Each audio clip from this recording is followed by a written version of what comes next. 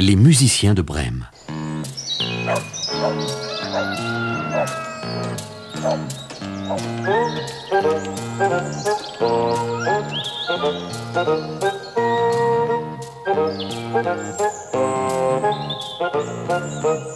Dans un petit village allemand, près de la ville de Brême, vivait un âne qui travaillait pour un meunier.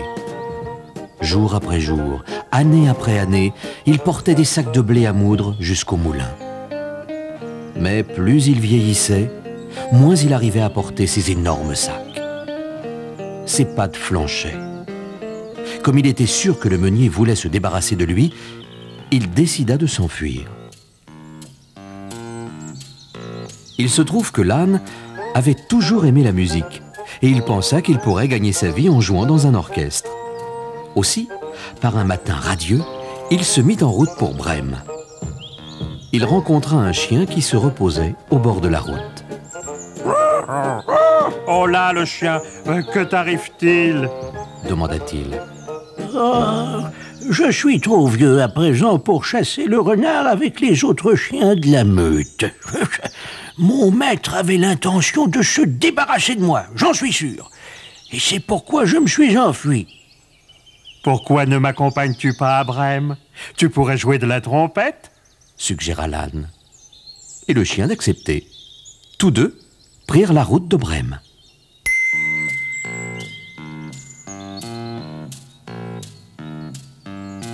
Un peu plus tard, ils virent un chat à l'air malheureux au bord du chemin. « Oh là, le matou, qu'as-tu donc » dit l'âne. Je me fais vieux, mes dents ne sont plus aussi pointues qu'avant et j'ai du mal à attraper les souris.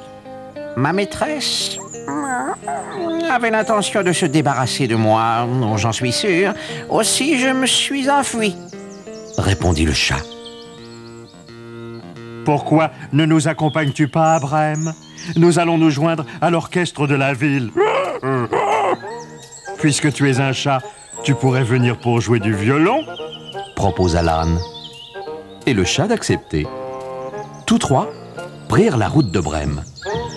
Plus tard, le petit groupe arriva dans une cour de ferme. Un beau coq était perché sur la barrière, poussant de vigoureux cocoricots. « Oh là, le coq, que t'arrive-t-il? Il est un peu tard pour chanter, » dit l'âne. Je suis vieux, je dors trop tard le matin. Le fermier est très en colère. Je suis sûr qu'il a décidé de se débarrasser de moi, expliqua le coq. Pourquoi ne pas t'enfuir avec toi à Brême? Nous allons rejoindre l'orchestre de la ville. Je jouerai de la batterie, le chien de la trompette et le chat du violon. Tu pourrais chanter, répondit l'âne. Et le coq d'accepter. Tous les quatre prirent la route de Brême. Mais Brême était beaucoup plus loin qu'ils ne l'avaient supposé. Et alors que la nuit commençait à tomber, la ville n'était toujours pas en vue. Oh, je pense que je suis un peu trop vieux pour ce genre d'aventure. Et j'ai très faim, gémit le chien. Je me sens plus fatigué que lorsque je chassais des souris, bougonna le chat. Je suis sûr qu'il fait meilleur dans la cour de la ferme le soir, soupira le coq. Mais l'âne déclara: regardez, il y a une ferme là-bas dans les bois. Si nous y entrons à pas de loup, nous pourrons nous mettre à l'abri dans l'étable et là, il y aura peut-être quelque chose à manger. Les quatre voyageurs se traînèrent jusqu'à la ferme et l'âne regarda par la fenêtre. Que vois-tu? demanda le chat. Je vois une table chargée de mets et de boissons. Mais autour de la table, il y a aussi 3 hommes au regard diabolique. Oh, des voleurs, chuchota l'âne. Les 4 amis étaient beaucoup trop affamés pour laisser échapper un repas. Aussi restèrent-ils tapis dans l'ombre afin d'élaborer un plan pour effrayer les voleurs. Puis, Avec une belle assurance, l'âne mit les sabots de ses pattes avant contre l'appui de la fenêtre.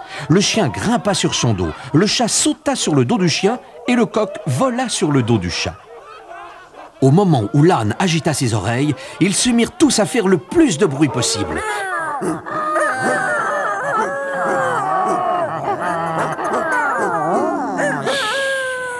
L'âne brayait, le chien aboyait, le chat miaulait et le coq chantait. Ils criaient tous à tue-tête. Quel tintamarre!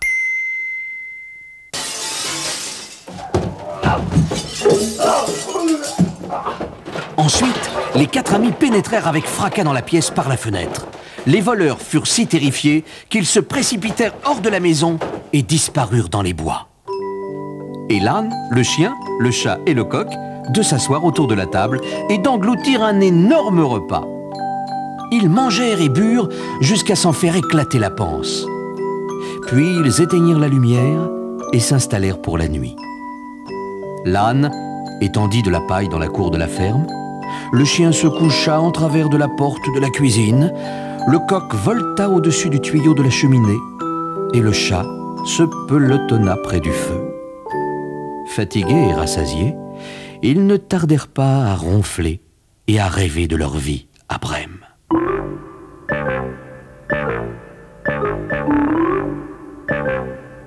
Pendant ce temps, les voleurs avaient vu les lumières s'éteindre. Leur chef dit « Il faut vraiment que nous soyons fous pour avoir eu peur comme cela. » Et il ordonna à l'un de ses hommes de retourner à la ferme. Le voleur rampa silencieusement, passa par la fenêtre cassée et se glissa dans la cuisine pour allumer une chandelle.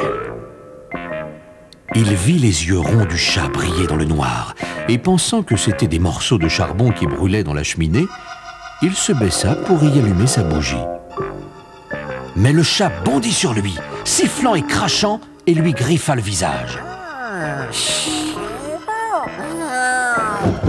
L'homme se jeta en arrière, effaré. Il chercha à s'enfuir, mais le chien lui mordit la jambe. Il traversa la cour en boitillant, et l'âne lui donna une grande ruade avec ses sabots. Puis le coq descendit en volant du tuyau de la cheminée et poussa des cris aigus dans ses oreilles. Le voleur déguerpit dans les bois. « Que s'est-il passé ?» demanda son chef. Il y a une sorcière dans cette maison. Elle m'a craché dessus et m'a écorché le visage avec ses griffes. Et il y a un nain qui m'a flanqué un coup de dague dans la jambe. Et dans la cour, un gros monstre noir m'a frappé avec son gourdin. Et une énorme chauve-souris m'a cassé les oreilles. Vite, filons! Nos 4 amis décidèrent alors qu'ils ne quitteraient jamais ce lieu. Ils n'allèrent pas à Brême et ils oublièrent l'orchestre de la ville.